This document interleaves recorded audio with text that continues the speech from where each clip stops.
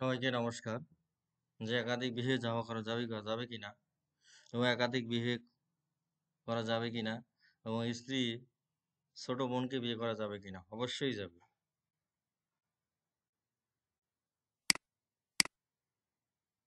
আমরা যদি মহাভারতের আদি পর্ব দেখি,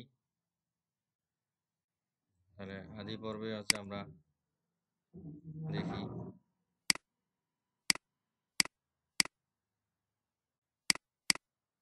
আমরা আদি পর্বে দেখি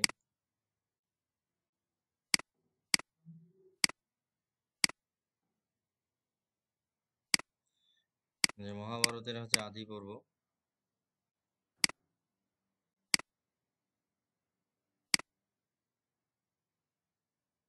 যে যে চিত্রাঙ্গদ এবং বিচিত্রবীর্য ও কাশীরাজের 3 কন্যা। তা বিচিত্রবীর্য কাশীরাজের 2টি কন্যাকে, মানে 2টি মেয়েকে একসাথেই বিয়ে করেছিলেন। তারা আপন বোন ছিলেন। যে সত্যবতীর গর্ভে শান্তনু এবং 2 পুত্র হল, চিত্রাঙ্গদ ও বিচিত্রবীর্য। যে কনিষ্ঠ পুত্র যৌবন লাভ করার পূর্বেই শান্তনুগত হলেন। সবতী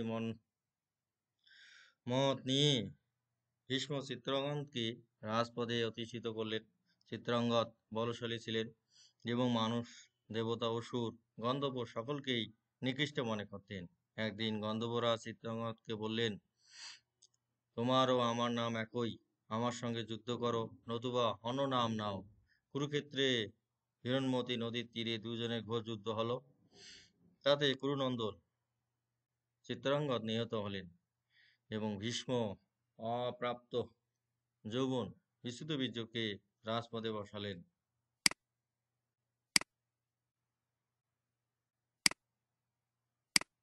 যা আদি পর্বে আমরা দেখতে পাই যে বিচিত্রবীর্য যৌবন লাভ করলে ভীষ্ম তার বিবাহ দেওয়া স্থির করলেন। কাশীরাজের 3 পরমা সুন্দরী কন্যার একসঙ্গে স্বয়ংবর হবে শুনে ভীষ্ম বিমাতার অনুমতি নিয়ে অতাহরণে একাকী বারাণসীতে গেলেন। তিনি দেখলেন নানা দেশ থেকে রাজারা স্বয়ংবর সভায় উপস্থিত হয়েছেন। যখন পরিচয় দেওয়ার জন্য রাজাদের নাম কীর্তন করা হলো, তখন কন্যারা ভীষ্মকে বৃদ্ধ একাকী দেখে তার কাছ থেকে সরে গেলেন। সবাই যে সকল হীনমতি রাজা ছিলেন তারা হেসে বললেন, এই পরম ধর্মাত্মা পলিত কেশ নির্লজ্জ বৃদ্ধ এখানে কেন এসেছে? সে প্রতিজ্ঞা পালন করে না, তাকে লোকে কি বলবে? ভীষ্ম বিদ্যায় ব্রহ্মচারী খ্যাত পেয়েছেন।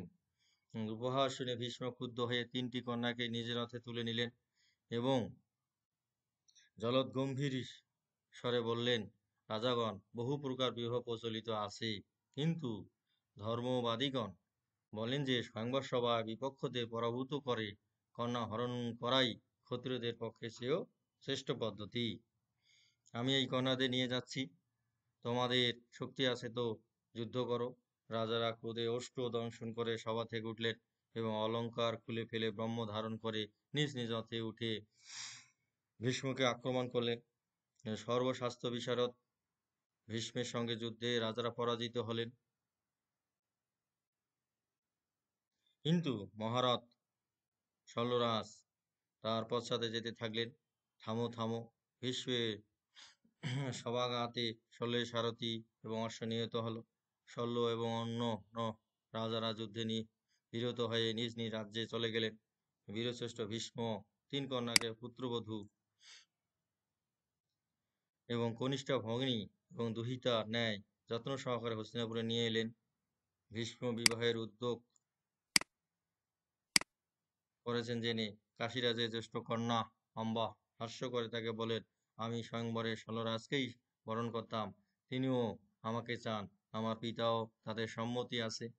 ধর্মজ্ঞ, আপনি ধর্ম পালন করুন।